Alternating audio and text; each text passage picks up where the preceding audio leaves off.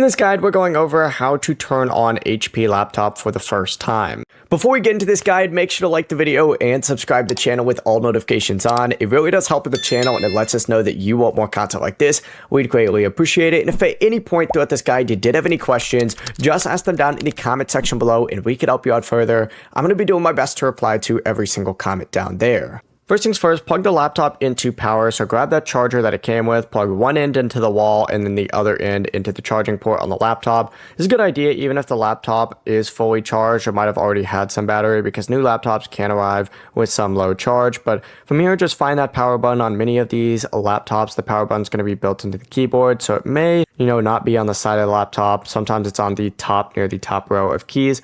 Select it, press and hold on it for a few seconds, then release it, and the laptop should start running. Wait a moment for the screen to light up, and after a few seconds, you're going to see that HP logo appear. Boom, just like that, the laptop's powering on, and you can continue with the setup or sign in if it's already been set up. Before you leave this guide, make sure to like the video and subscribe to the channel with all notifications on. It really does help the channel and it lets us know that you want more content like this. We'd greatly appreciate it. If at any point throughout this guide you did have any questions, once again, ask them down in the comment section below and we can help you out further. I'm going to be doing my best to reply to every single comment down there. Have a great rest of your day though. Peace.